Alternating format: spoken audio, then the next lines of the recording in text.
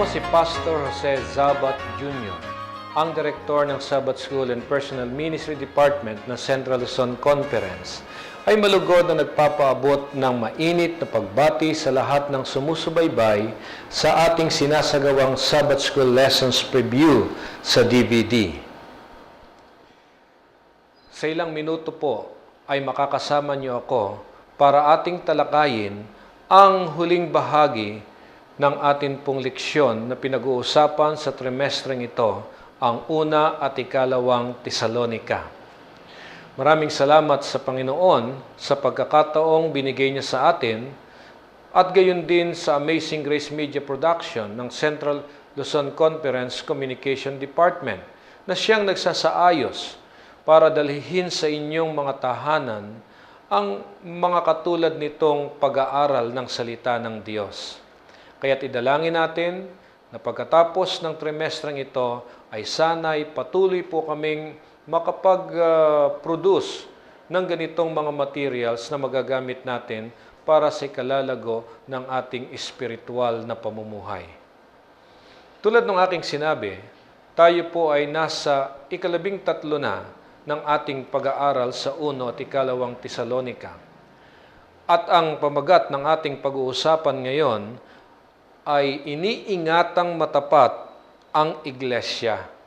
Na ito pong pag-aaral natin ay nakatala o magmumula sa tala sa ikalawang Tesalonika Kapitulo 2, 13 hanggang 3:18. Bago po natin tutunghayan, tayo po muna ay humingi ng patnubay mula po sa ating mahal na Diyos sa langit. Tayo po'y manalangin. Dakila po naming Diyos, nagagalak kaming pasalamatan kayo sa pagkakaloob sa amin ng pagkakataon upang pagbulay-bulayan ng inyong banal na salita. Aming tuklasin ang mga napakagaganda ninyong mga aral at katotohanan na dapat namin i-apply sa buhay namin habang naghihintay sa inyong ikalawang pagparito. Samahan nawa kami ng banal na Espiritu sa pagtalakay nito. Pagkalooban niyo kami ng karunungan at kaalaman. Ito po ang aming dalangin sa pangalan ni Jesus. Amen. Iniingatang matapat ang iglesia. Sa ngayon sa susing talata, 2 Tesalonika Kapitulo 2, talatang 15. Kaya nga mga kapatid, tumayo kayong matatag at panghawakan ninyong matibay ang mga dating aral na itinuro sa inyo, maging ito man ay sa pamamagitan ng salita o sa pamamagitan ng aming sulat. Atin pong nasaksihan sa mga nakaraang pag-aaral na pinalalakas ni San Pablo ang mga taga-Tesalonika na sila'y mayroong katiyakan sa pangako ng atin pong mahal na Panginoon. Kaya nga, kahit meron tayo ng dakilang o maluwalhating pangako sa kinabukasan, kailangan pa rin naharapin natin sa araw-araw ang iba't ibang mga hamon sa pakikipagpunyagi sa loob at labas ng atin pong iglesia. At dito ay wala pong eksepsyon. Katunayan nga, kung titingnan natin, ang iglesia ay kagaya ng halaman. Kung ang halaman ay hindi lalago, ang halaman ay mamamatay. Sa ibang mga salita, ang pagbabago ay inilagay na siyang pinakadisenyo ng Diyos sa mga halaman. Gayun din naman sa iglesia. Kung ang iglesia ay hindi lalago, o ang ibig kong sabihin, kung ang iglesia hindi magkakaroon ng pagbabago, ang iglesia din ay mamamatay. Pero, pag pag-uusapan natin ang pagbabago, hindi naman lahat ng pagbabago ay mabuti. Maaari din tayong ilayo nito mula sa pagkaunawa kung sino tayo. O kaya ilayo tayo nito sa layunin ng Diyos sa ating buhay o sa pagganap ng ating layunin para sa kalooban ng ating Diyos. Kaya't kailangan nating mabantayan na mainam ang ating mensahe bilang mga Adventista. Dahil wala nang makapagpapahayag ng mensahe ng katulad ng ginagawa natin, kundi tayong mga Seventh-day Adventist. Kaya nga, mapapansin natin sa ating leksyon, pinapahayag sa atin kung paanong alam natin kung saan tayo nanggaling at kung saan tayo dinala ng ating Panginoong Diyos. Ito po ay pawang inilagay tayo sa liwanag ng ating Panginoong Diyos. Kaya ang liwanag ng nakaraan ang tumutulong sa iglesia na maglagyag sa kanyang daan sa panganib ng pagbabago.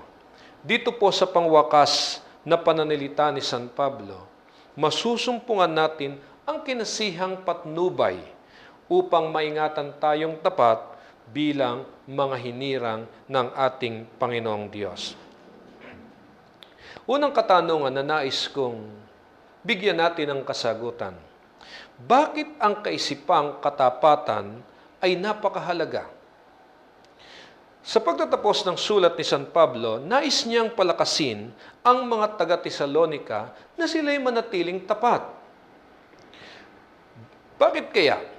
Kung babasahin natin ang kanyang pagkakasulat sa ikalawang Tesalonika, Kapitulo 2, talatang 16 at 17. Ngayon ang ating Panginoong Hesukristo rin at ang Diyos na ating Ama na nasa langit ay umibigat sa amin ay nagbigay ng walang hanggang kaaliwan at mabuting pag-asa sa pamamagitan ng biyaya. Aliwin nawa ang inyong puso at patibayin kayo sa bawat mabuting gawa at salita.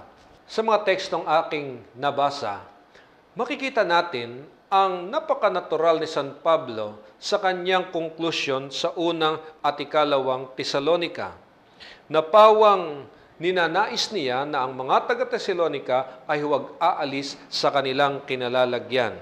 Bakit?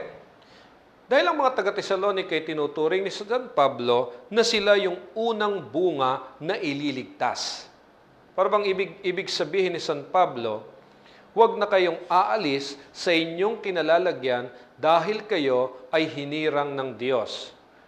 Alam niyo, para ikaw ay hirangin ng Diyos, kinakailangan mong tanggapin siya. Tanggapin ang ating Diyos na Panginoon ng iyong buhay. Kinakailangan mo magpasakop sa Kanya at magnais kang siya'y sundin.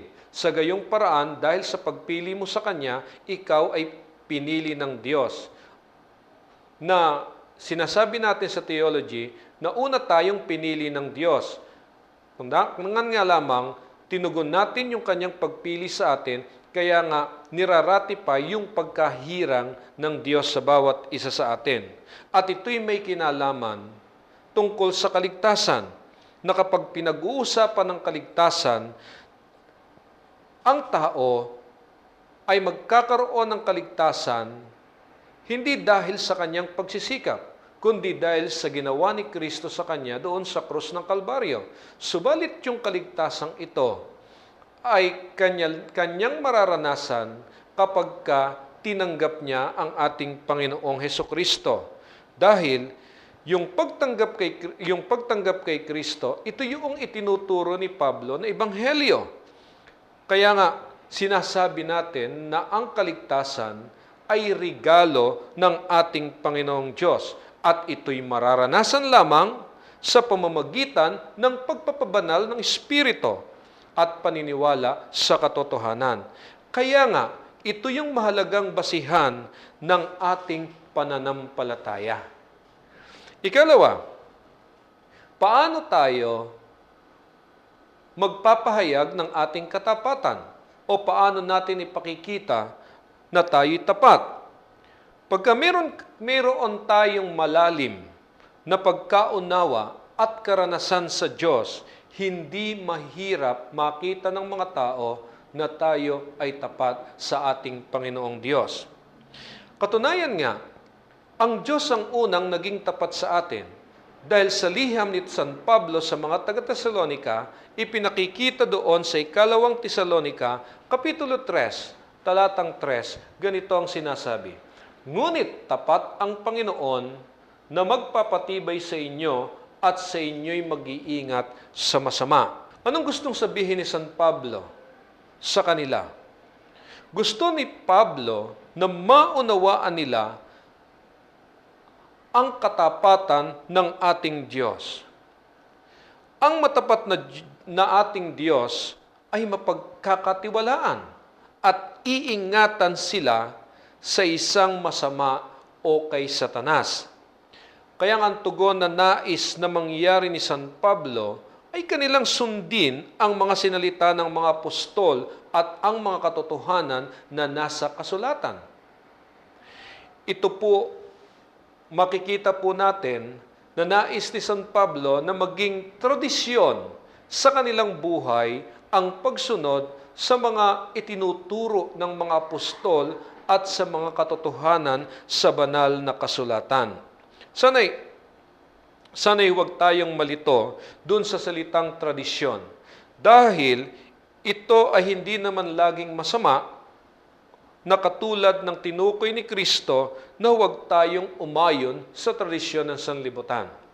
Ginamit ni San Pablo yung salitang tradisyon ay upang anyayahan ang mga taga-Tesalonika na yakapin ang turo ng ating Panginoon, ang turo ng banal na kasulatan na dinadala ng mga apostol. Na dahil kapag ito'y naging tradisyon sa buhay nila, sila ay masusumpungan sa pagsunod at kanilang lalong mararamdaman ang katapatan ng Diyos na sila'y iingatan laban sa anumang mga oposisyon o pag-uusig na kanilang kinaharap sa araw-araw. So kaya nga, katulad ng halimbawa ng pagnanais ni San Pablo sa mga taga-Tesalonika, gayon din naman ang pawang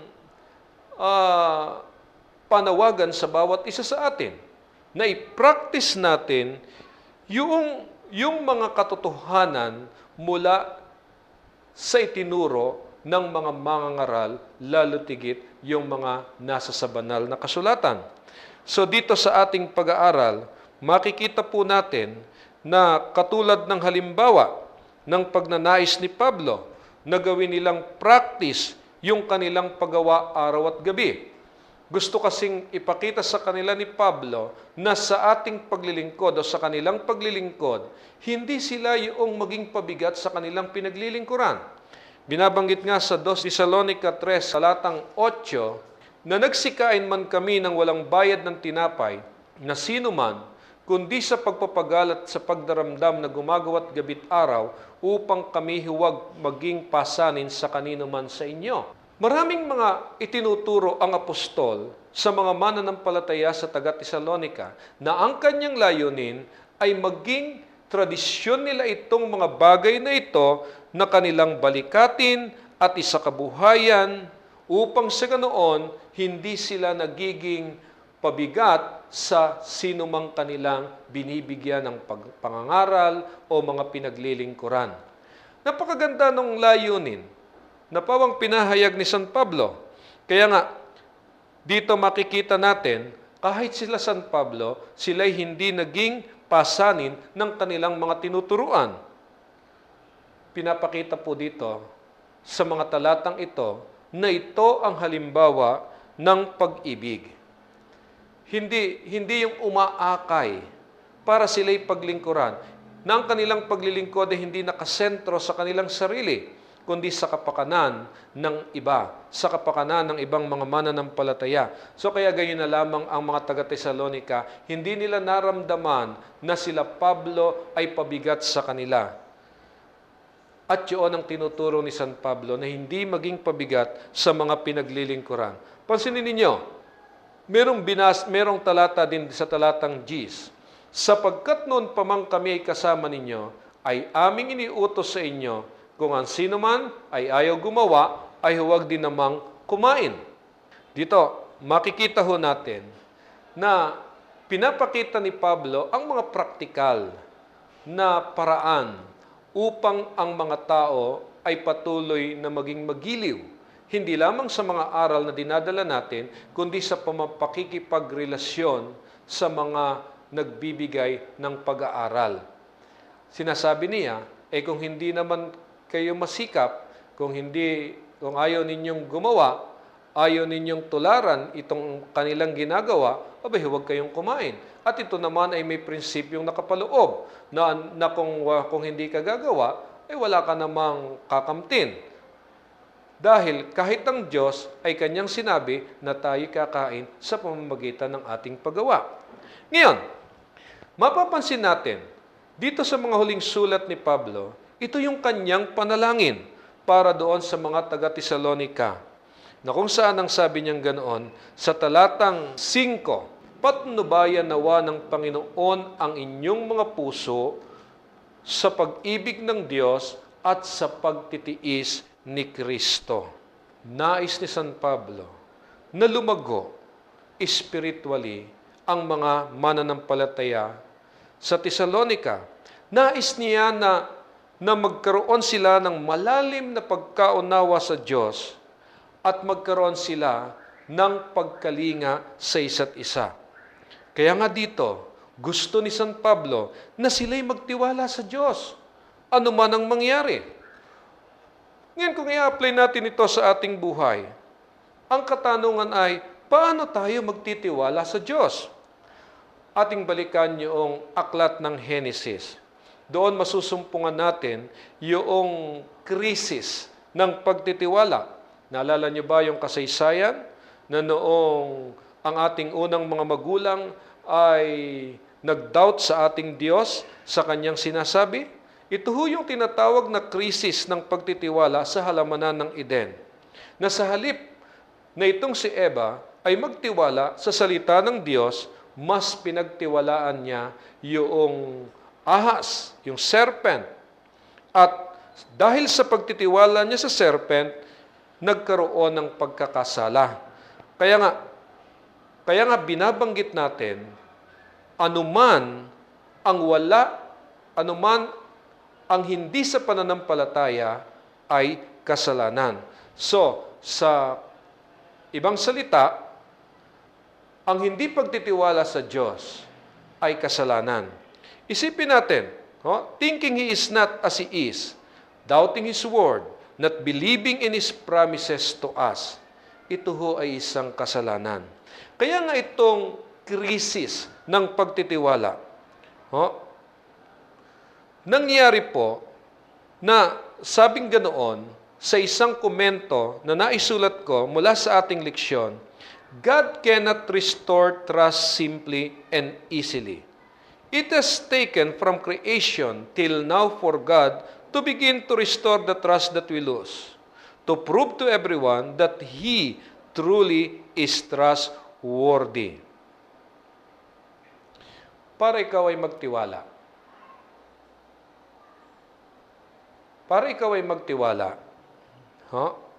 Sa iba, kailangan mong makilala siya ng lubusan. So, yun ngayon ang gustong gawin ng Diyos para maibalik natin yung pagtitiwala niya sa atin. Para maibalik natin yung nasirang pagtitiwala ng Diyos sa tao. Ngayon, hindi ho ba, halimbawa, mayroong nangungutang sa iyo. Kung hindi mo kilala yung taong yon, magiging napakahirap sa iyo na siya'y pautangin.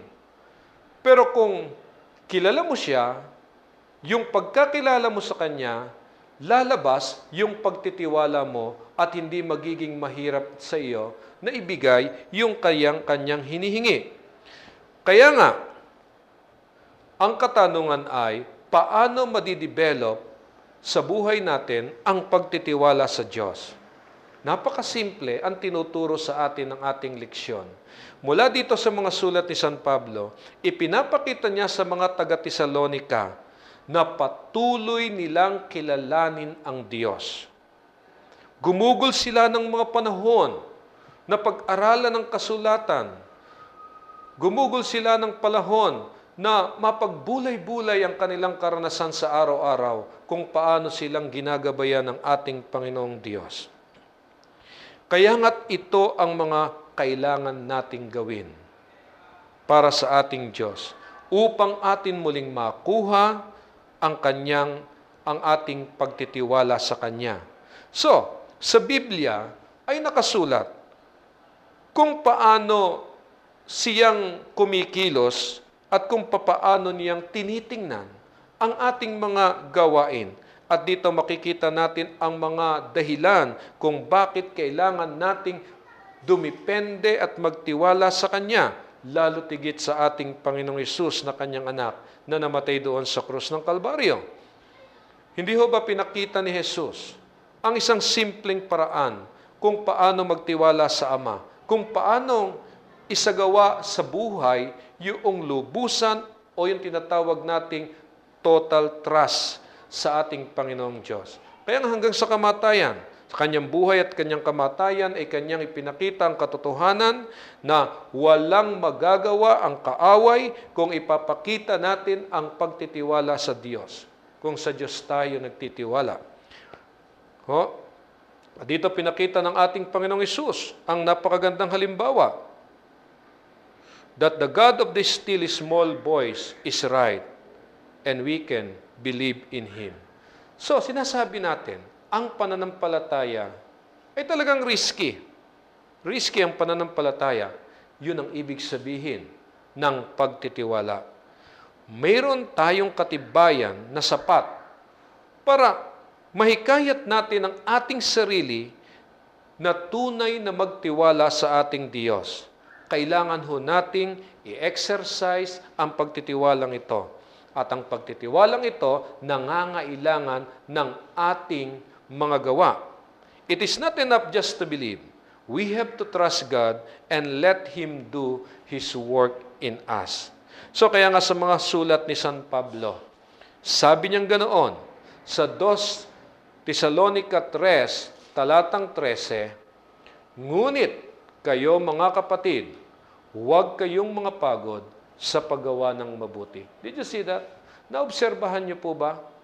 Kung ano yung in-establish ni San Pablo bago niya sabihin, huwag kayong mga pagod sa paggawa ng mabuti. Ang paggawa ng mabuti, hindi magiging righteousness by works kung na-develop muna ang pananampalataya. Dahil ang pananampalataya, ang bunga nito ay ang paggawa na siyang nagbibigay kahayagan ng kabutihan ng Diyos sa buhay natin. Ito yung tugon dahil sa ating tiwala sa Kanya. Ito yung pag-ibig natin sa Kanya. Kaya nga, gusto niyang sabihin sa mga taga-Tesalonica, yung ginagawa niyong mabuting yan, huwag ninyong ihihinto sapagkat yan ang kapahayagan na mayroong kayong pananampalataya sa Panginoong Diyos. So ito tuloy yung nagpaalala sa akin doon sa sitwasyon ng Berea na sinabi ni San Pablo sa mga gawa, Kapitulo 17, talatang 11. Ngayon lalong maging marangal ang mga ito kaysa mga taga-Tesalonica sapagkat tinanggap nila ang salita ng buong pagsisikap at sinisiyasat sa araw-araw ang mga kasulatan kung tunay nga ang mga bagay na ito. Tingnan ninyo, yung napakagandang sinabi ni San Pablo na itong mga taong ito na bagamat kanyang binanggit ang Tesalonica, ipinakikita niya na ito yung pangangailangan pa ng iglesia ng Tesalonica, ng mga mananampalataya ng Tesalonica, na magkaroon ng pagsisikap na siyasatin ang mga kasulatan upang madiskubre ang mga prinsipyo na nagpapahayag ng katotohanan.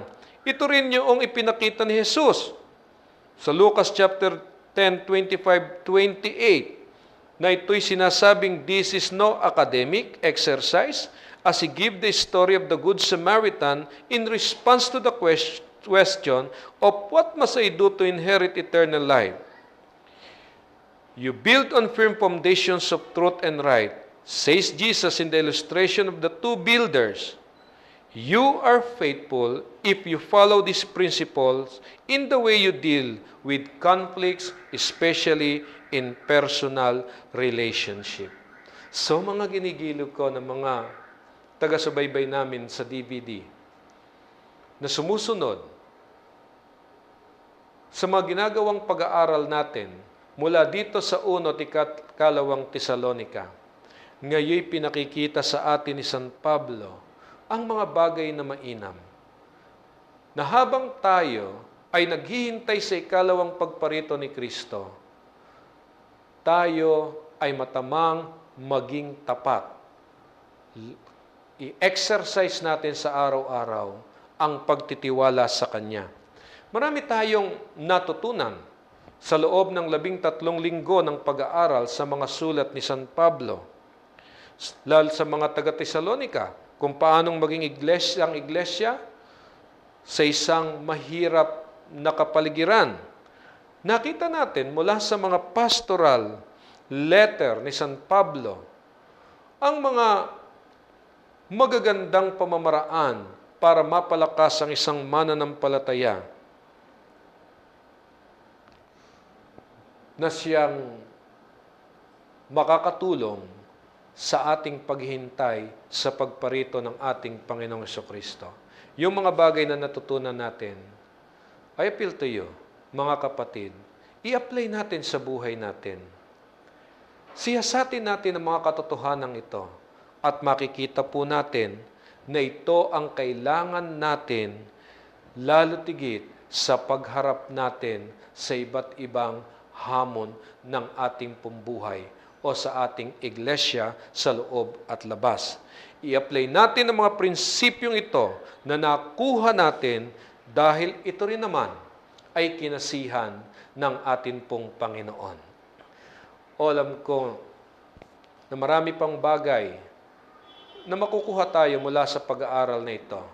Ang aking dalangin na sana'y simula nung unang lesson sa 1 at 2 Tesalonika na pinag-aralan natin hanggang sa huling lesson ito, marami tayong napulot, maraming nahayag na katotohanan na ating yayakapin at gagawin nating practice sa buhay natin upang sa ganoon, sa pagdating ng ating Panginoon sa kanyang ikalawang pagparito, tayo yung kanyang tatawagin na mga tapat na naghihintay sa kanya. Marami pong salamat sa inyo pong ginawang pagsubaybay sa ating pag-aaral sa trimestreng ito. Sana'y muling subaybayan ninyo ang susunod na trimestre ng taong ito. Palagay ko, yun na po yung huling o ika-4 na trimestre na pag-aaralan natin. Pagpalain kayo ng Panginoon at sumaating palagi ang kanyang pag-ibig at kapayapaan. Tayo po'y manalangin. Dakila po naming Diyos, maraming salamat. Pinagkalooban niyo kami ng mga pagkakataon na pagbulay-bulayan ng inyong mga salita. Maaaring meron kaming mga bagay na hindi po natalakay, subalit ang inyong banal na Espiritu na gagawa sa buhay namin ay tutulungan kami na lalo pang makumpleto ang tanging kailangan namin para kami lumagong espiritual. At upang sa aming paghihintay sa inyong pagparito, kami nananatiling tapat dahil kayo ang unang naging tapat sa lahat ng inyong pangako para sa amin. Tanggapin niyo po ang aming pagtatalaga, pagpalain ng lahat ng sumubaybay sa pag-aaral na ito. Ito po ang aming dalangin sa pangalan ni Jesus. Amen. Muli po, maraming salamat sa inyong lahat at maraming salamat sa Amazing Grace Media Production ng Communication Department ng Central Luzon Conference.